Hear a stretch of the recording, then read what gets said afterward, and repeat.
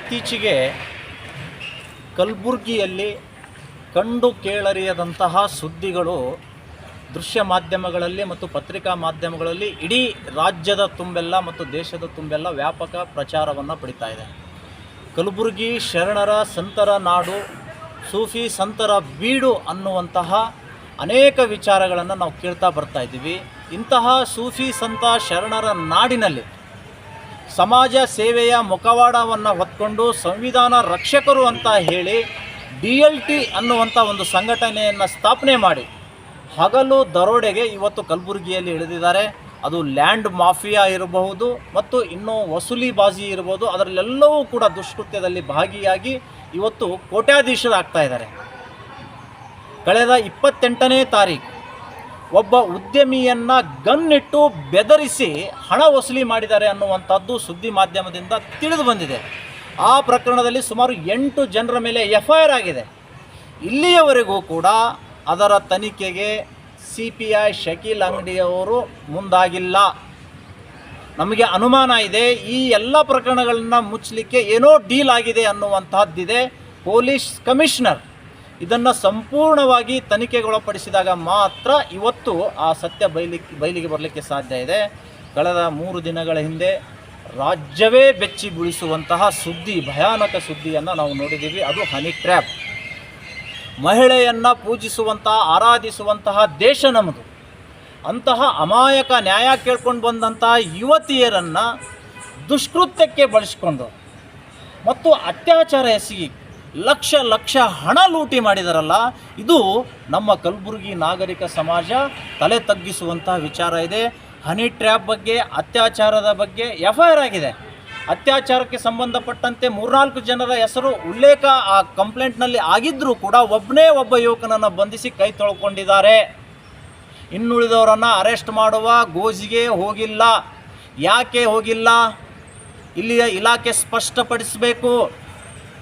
Gun ಎಲ್ಲಿಂದ ಬಂತು ಉದ್ಯಮಿಗೆ ಬೆದರಿಕೆ ಹಾಕಲಿಕ್ಕೆ? ಆ ಯುವತಿಯರನ್ನು ಮೋಸದ ಜಾಲಕ್ಕೆ ಸಿಕ್ಕಾಕ್ಸಲಿಕ್ಕೆ ಯಾರು ಕಾರಣರು?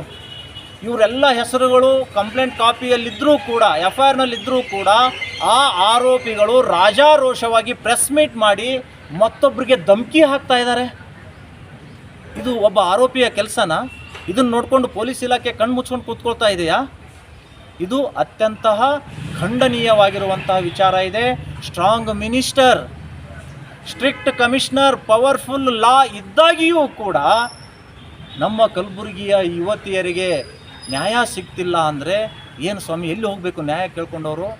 ಒಬ್ಬ ಯುವತಿ ಅಬಾರ್ಷನ್ ಆಗಿದೆ ಅಂತ ಹೇಳ್ತಾರೆ. ಪ್ರೆಗ್ನೆಂಟ್ ಆಗಲಿಕ್ಕೆ ಕಾರಣ ಯಾರು?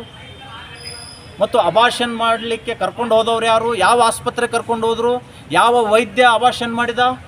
ಭ್ರೂಣ ಹತ್ಯೆ ಮಹಾಪಾಪ, ಕಾನೂನಿಗೆ ವಿರುದ್ಧ ಆಗಿರುವಂಥದ್ದು. ಈ ಎಲ್ಲವೂ ಕೂಡ ಸಮಗ್ರವಾಗಿ ಪೊಲೀಸ್ ಇಲಾಖೆ ತನಿಖೆ ಮಾಡಿಕೊಳ್ಬೇಕು. IG ಅವರು ಆಂದೋಲ ಸ್ವಾಮಿ ಕೇಸ್ ಎಷ್ಟಿದೆ ಅಂತೇಳಿ ಪ್ರತಿ ಪೊಲೀಸ್ ಠಾಣೆಗೆ ಫೋನ್ ಮಾಡಿ ಕೇಳ್ತಾರೆ. ಈ DLT ಸಂಘಟನೆಯವರು ಏನೇನು ದುಷ್ಕೃತ್ಯ ಮಾಡ್ತಾ ಇದ್ದಾರೆ ಅನ್ನುವಂತಹ ಕೇಳುವ ಸೌಜನ್ಯತೆ ಇಲ್ವಾ ನಿಮಗೆ? ಗುಪ್ತಚರ ಇಲಾಖೆ ಏನು ಮಾಡ್ತಾ ಇದೆ ನಿಮ್ಮ ಕೆಳಗಡೆ? ಎಲ್ಲವೂ ಕೂಡ ಮೌನದಿಂದ ನೀವು ಕೂತ್ಕೊಂಡಿದ್ದೀರಿ ಅಂದರೆ ನಮಗೆ ಅನುಮಾನ ಬರ್ತಾ ಇದೆ, ನಿಮ್ಮಿಂದ ನಮಗೆ ನ್ಯಾಯ ಸಿಗುವುದು ಅಸಾಧ್ಯ ಅಂತ. ಈ ಹನಿ ಟ್ರ್ಯಾಪ್ ವಂಚನೆಗೆ ದೂಡಿದಂತಹ ಆ DLT ಸಂಘಟನೆಯ ಪ್ರಮುಖರನ್ನು ಅರೆಸ್ಟ್ ಮಾಡಬೇಕು. ಅರೆಸ್ಟ್ ಮಾಡದೆ ಹೋದರೆ ಕಮಿಷನರ್ ಕಚೇರಿ ಎದುರುಗಡೆ ಅನಿರ್ದಿಷ್ಟಾವಧಿ ಧರಣಿ ಸತ್ಯಾಗ್ರಹವನ್ನು ನಾವು ಮಾಡೋರಿದ್ದೀವಿ. ಇಲ್ಲಿಯ ಇನ್ಚಾರ್ಜ್ ಮಿನಿಸ್ಟರ್ ಹೇಳ್ತಾರೆ, ಕೇಳಿದ್ದಕ್ಕೆಲ್ಲ ಉತ್ತರ ಕೊಡೋಕ್ಕಾಗಲ್ಲ ಅಂತ ಹೇಳ್ತಾರೆ. ನಾನು ಕಲಬುರಗಿಯನ್ನು ಡೆವಲಪ್ ಮಾಡಲಿಕ್ಕೆ ಒಂದು ಸಂಕಲ್ಪವನ್ನು ತೊಟ್ಟಿದ್ದೀನಿ. ಆ ಕಲಬುರಗಿ ಡೆವಲಪ್ಮೆಂಟ್ಗೆ ಈ ಸ್ವಾಮಿ ಅನ್ಫಿಟ್ ಅಂತ ಹೇಳ್ತಾರೆ, ಅವರು ಯಾರ್ದು ಹೆಸರು ಹೇಳೋಂಗಿಲ್ಲ. ಹೌದು, ಆ ಸ್ವಾಮಿ ಅನ್ಫಿಟ್ಟೇ ಇರ್ಬೋದು, ಆದರೆ ನಿಮ್ಮ ಕಲಬುರಗಿ ಡೆವಲಪ್ಮೆಂಟ್ಗೆ ಇವತ್ತು ಈ ಹನಿ ಟ್ರ್ಯಾಪ್ ಮಾಡುವವರು, ಅತ್ಯಾಚಾರ ಮಾಡುವವರು, ಹಗಲು ದರೋಡೆ ಮಾಡೋರು ಫಿಟ್ ಆಗ್ತಾರಾ? ಫಿಟ್ ಪರ್ಸನ್ಗಳ ಇವರು? ನಿಮ್ಮ ಸಲುಗೆಯಿಂದಲೇ ಈ ಸುಲಿಗೆ ಸಂಘಟನೆಗಳು ನಿರಂತರವಾಗಿ ಕಲಬುರಗಿಯಲ್ಲಿ ನಾಯಿ ಕೊಡೆಗಳಂತೆ ತಲೆ ಎತ್ತಿದ್ದಾವೆ. ಇವುಗಳ ಹೆಡೆಮುರಿ ಕಟ್ಟುವಂಥ ಕೆಲಸ ಇಲ್ಲಿಯ ಪೊಲೀಸ್ ಕಮಿಷನರ್ ಅವರು ಮಾಡಬೇಕು. ಕಲಬುರಗಿ ಜಿಲ್ಲೆಯವರೇ ಇದ್ದಾರೆ, ಕಲಬುರಗಿ ಜಿಲ್ಲೆಯ ಮಾನ ಪ್ರಾಣ ಕಾಪಾಡುವಂಥದ್ದು ಕಮಿಷನರ್ ಹೆಗಲ ಮೇಲೆ ಇದೆ ಅನ್ನುವಂಥದ್ದನ್ನು ನಾನು ಹೇಳಲಿಕ್ಕೆ ಬಯಸ್ತಾ ಇದ್ದೇನೆ.